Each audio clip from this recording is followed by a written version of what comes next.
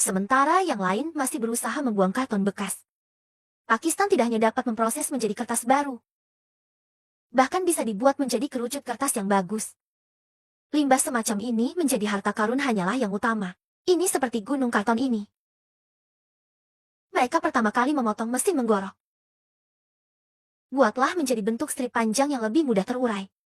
Untuk memfasilitasi penghancuran, campur kertas bekas dengan air, dan ini adalah proses mengekstraksi pulp.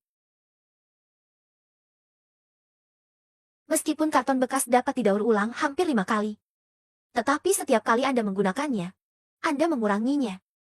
Untuk meningkatkan kualitas kertas yang dihasilkan, mereka akan menghancurkan sejumlah besar kayu menjadi serbuk gergaji. Dan serat pendek di dalamnya adalah komponen utama kertas. Tujuan utamanya adalah untuk membuat kertas lebih halus dan lembut. Tetapi untuk mengekstrak serat serbuk gergaji sepenuhnya, itu juga perlu diangkut ke tungku pemanas melalui ban berjalan. Ini mengubah serpihan kayu menjadi pulp pada suhu tinggi. Namun, proses ini membutuhkan sejumlah besar aditif untuk memastikan bahwa serbuk gergaji dapat bereaksi ketika dipanaskan pada suhu tinggi. Setelah tungku terisi penuh, kemudian pot umpan dari tungku pemanas harus benar-benar disegel untuk memastikan suhu tinggi dan keadaan tekanan tinggi di tungku. Ketel saat ini seperti panci presto besar. Rotasi konstan akan memanaskan interior secara merata. Pemanasan ini akan berlangsung selama 2 jam. Saat tekanan uap internal mencapai batas atasnya, tungku pemanas setelah tekanan darah dapat dihidupkan secara langsung. Serbuk gergaji di dalamnya telah berubah menjadi bentuk terak. Tapi itu belum ada untuk membuatnya menjadi bubur untuk mesin kertas. Aditif juga diperlukan untuk netralisasi. Buat secara bertahap lebih kental. Tapi mengingat rak serbuk gergaji itu tebal dan halus, untuk memisahkan bahan yang ditumpuk, itu juga perlu diaduk berulang kali dan dinetralkan oleh mixer. Dengan cara ini, rak dapat dilarutkan dalam air sebanyak mungkin. Untuk beberapa benjolan yang lebih tebal, ini akan berulang kali digulung oleh mesin bergulir besar.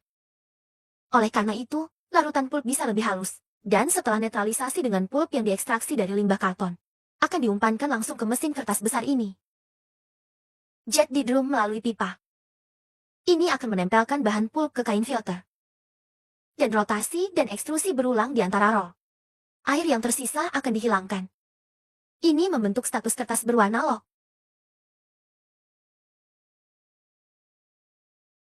Beberapa proses penggulungan tidak hanya mengeringkan kertas.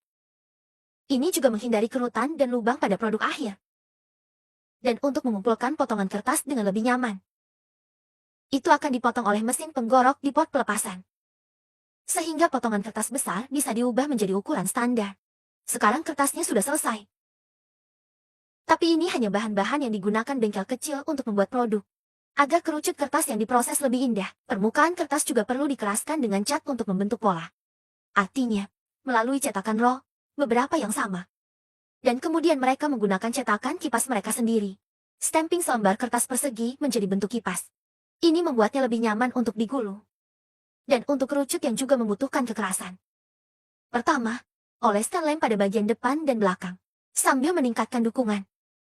Lem juga dapat mengeraskan kertas sepenuhnya. Setelah hanya digulung melalui roll. Untuk menghindari lem menempel satu sama lain, setiap kerucut kertas perlu terkena sinar matahari secara terpisah selama 3 jam, sampai lem di permukaan bisa benar-benar kering. Produk jeti yang digulung untuk pemberian makan manual. Masalah terbesar adalah panjangnya tidak dapat disatukan. Ketika perlu untuk menyatukan ukuran penampilan batch yang sama, ekor keduanya harus menggunakan peralatan mereka. Potong. Kepala juga perlu digantung dari ujung pistol yang cekung. Dengan cara ini, kerucut kertas dapat memenuhi persyaratan penggunaan. Tetapi mengingat kertas itu akan benar-benar melunak ketika menyentuh air. Untuk lebih meningkatkan masa pakai kerucut kertas, seluruh permukaan perlu diterapkan kembali dengan lapisan zat pengawet. Ini tidak hanya memiliki efek tahan air tertentu.